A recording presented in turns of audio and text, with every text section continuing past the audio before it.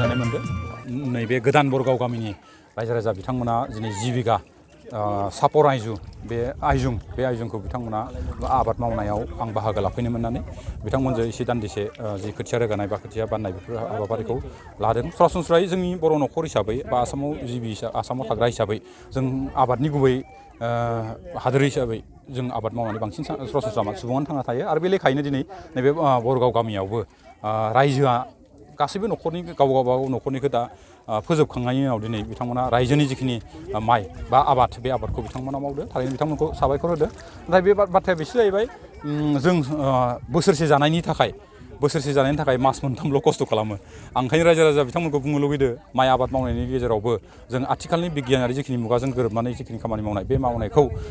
गोदान मुगानि लाइमोनफोरा जाहाथे गावखौ एसे बेस्थ'आव लाखिनानै बुजि मोनहोनानै एसे सोलोंनानै बेफोरबायदि हाबाफारियाव जाहाथे बाहागो लायो आं बेखौ खावलायगोन। मानो होनोबाथाय जोंनि बिटिआर सरकार आरो आसाम सरकारनिफ्राय गोबां हेफाजाब होदों। थांनाय इलेक्सननि सिगाङाव नोंथांमोना नुनो मोन्दों हिन्जावफोरनि थाखाय फिसा फिसा ट्रेक्टरखौ होदों। बे ट्रेक्टरजों लोगोसे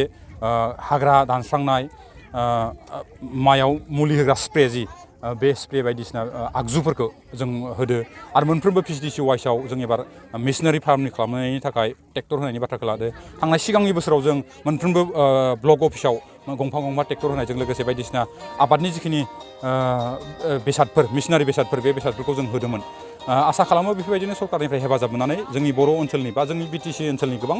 दैदेनगिरि बा सुबुंफोरा मोनसे आइडियानि गेजेरजों जाहाथे आबादखौ मावनो नाजायो बेखौ आं खावलायबाय। मानो होनबाथाय जों गोबां सुबुङानो आथिखालाव लाइमोनफोरा बिखेखय मबाइलजों बेस्थ' जाना थायो, जौ जुवाजों बेस्थ' जाना थायो,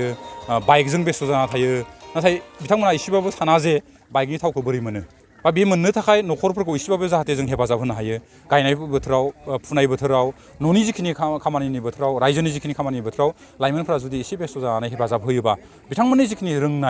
रोंनायखौ बिथांमोना दिन्थिफुंनानै हायोबा निस्सय जोंनि ओनसोलनि जिखिनि खामानि मावनायफोर बे खामानिया माइ गायनायानो जा खोथिया फुनायानो जा बायदिसिना खामानि मावनायानो जा बे खामानि मावनायाव निस्सय एसेबाबो हेफाजाब होगोन होननानै आं सानो आरो। जिहेतु नोंथांमोननि गभर्नमेन्टनि सासे खेथि बिभागनि EMआ बर्थमान गैथ'वा, नाथाय माखासे आबादारि बिथांमोननो मा आसनि लागोन जिहेतु गैथ'वा दा? बे बिथाङा गैथ'वाबो नाथाय बिथांनि डिपार्टमेन्टखौ जिहेतु सिबा नायबाय दं। बे नायबाय थानाय हिसाबै जों थांनाय बाजेटआव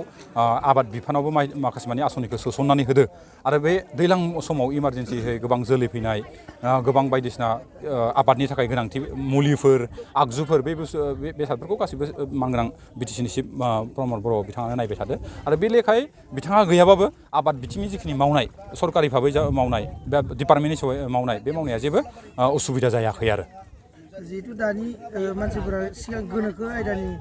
मावो होननानै फोथायो जिहेतु आबादखौ सिगांनिसाय गोनोखो मुगानि टेकनिकजों मावो होननानै सानो नामा?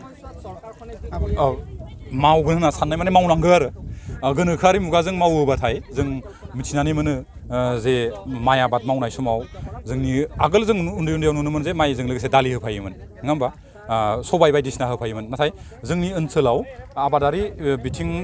बिथांमोना गोबाङानो बिगियानारि मुगाजों मावनो हायैनि जाहोनाव बा मिथियैनि जाहोनाव हायैथ' नङा बिथांमोना मिथियैनि जाहोनाव खालि जों माइ आबादखौल' मावबाय थानायखौ जों नुनो मोनो। गोबांनि गेजेरावनो खिन्थु खायफाया गुबुन आबादफोरखौ लादेरनानै मावो। आं ओंखायनो लाइमोनफोरा जेब्ला बिनि सायाव सोलोंथाइ लानानै आबाद बिथिङाव मैखोमै बाहागो लागोन अब्लाथाय जोंनि बर' ओनसोल बा BTC ओनसोलनि गोबां जनगोष्ठीफोराबो आबादखौ बिगियानारि मुगाजों मावनो थाखाय हागोन होननानै आं सानो। दिनै नोंथांमोना रायजो राजानिसिम माबा मोनसे खावलायगोन नामा? थारैनो आं बेखौ खावलायहरगोन सरासनस्रायै जों आबादखौ मोनसे बै गोदोनि बायदि साननानै मावाबासिनो गोदान आदब खायदानि गेजेरजों सोलोंथाइ लानायनि गेजेरजों जों मावोबाथाय आबाद मावग्रा बिथांमोनाबो जोंनि नैबे आबादनि गेजेरजों गावखौ सुंथानो हानाय न'खरखौ सामलायनो हानाय जिखिनि रांखान्थियारि बिथिंनि जिखिनि हेफाजाबफोर बे हेफाजाबखौ मोननो हागोन होननानै आं सानो। ओंखायनो आं रायजो राजाखौ खावलायदों रायजोजों लोगोसे ओनसोलनि लाइमोनफोराबो ओरैनो थानाय बिथांमोना जाहाथे आबादखौ सोलोंना लानानै आबाद बिथिङाव जाहाथे गोसो होनानै जों 12 मानि जिखिनि आबाद मावनाय दिनै आं थार बाथ्राखौ जुदि बुंनो थाङोबा आं 5 बिगानि सायाव गय अगरु आरो थालिर ओमफ्राय माने स्ट्रबेरिखौ आं एबार मावदो। गावनि जानायनि बादै प्रफेसनेलि मावनांगौ बेनोथ' गावनि जानायनि अनगायै जोंनि सरासनस्रा रायजोफ्रा जानायनि थाखायल' मावो आं बुंनो नागिरनाया आबादारिफोरा गोदान आदबजों सोलोंनानै लानानै गोदान आदब खान्थिजों जों प्रफेसनेलि बेखौ बिजनेस लाइनावबो लांनानै जोंनि जिखिनि न'खरनि जिखिनि रांखान्थियारि बिथिं लोरबां बे लोरबांखौ जों एसे सुंथानो हानायनि जिखिनि राहा बे राहाखौ जों लानो हानांगोन होननानै आं सानो आबाद होननाय बुंनाय लोगो लोगो सरासनस्रा माइ आबादखौ जोङो दालि आबादखौ बुजियो खिन्थु जों सरासनस्रा जों आबाद होननाय लोगो लोगो एग्रिकालसाराव जुदि थांबा बोरमा अमा फिसिनाय दाउ अमा फिसिनाय ना फिसिनाय बिफां लाइफांनि हर्टिकालसार जों जुदि लायोबा माने अगरुनिफ्राय चन्दननिफ्राय थालिर बिफांनिफ्राय गयनिफ्राय जोंनि ओनसोलाव जाखाबाय थाखायो आरो एभेलेबेल जोंनि हायाव बेफोरबायदि आबाद होनना बुङोबाथाय बेफोर गासैखौबो लानानै जों जुदि थाङोबाथाय निसय मोजां जागोन होननानै आं सानो आरो जोङो 10 बिगा गायो रायजोजों महिलाजों बोसोरे गायो जोङो बोसोरे गायनानै इनकामखौ मोनो जोङो बोरगाव नতুन बोरगाव गामिनि मोजां मोनदों जोङो जोंनि गावनि फोरमायनायखिनिखौ जों मोजां मोनदों आरो जों आरो रायजो 10 बिगा गायो एबार माने बिराद मोजां बोथोराव गायनाय बायदि मोनदों जेनेबा जोंनि गायफुनाया नै सार मोनथुआबो जोंखौ हेफाजाब होफैदों इन्टारेस्ट एखेबारे नोंथांमोना बिथांनिफ्राय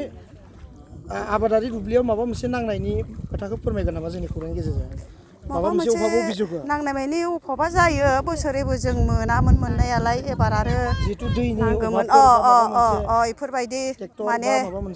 ट्रेक्टर माने जों आरो फोथाराव एसे बरिं माबा दोनो सानदोंमोन आरो दा सारनिफ्राय बिनो सानदोंमोन मा खालामो जोंखौ बिराद खस्थ' एबार बिराद खस्थ'यै फोदों खोथियाखौ मन्थु बर'निफ्राय माबा मोनसे खावलायहरगोन नामा जोंनो माने फोथाराव बरिंफोर दोनानै होजानो लुगैदोंमोन र' जों होगोन ना होआ बोसोरैबो खोथिया फोनायाव बिराद खस्थ' माने दैमानिफ्राय दै बोखाङो जोङो आरो मेचिनबो मोननो थान बेसेबांसो गिरि गायो बेबायदि बेसेबांसो गिरि नोंगौ 75 गिरि बिराद गिदिरथ' गामिया खना खनला 75 गिरियानो गायजोबगोन हायो सानसेयावनो हाजोबो फुनायावथ' 12थासिमल' फुयो जों हाजोबगोन सानसेयावनो जों जा माने 1 बाजिबो जायाबो जानो हागौ बिदिनो गायखांनानै एसे जानाय लोंनायनि खोथायाव जासिगोन 2थासो बाजिया हागोन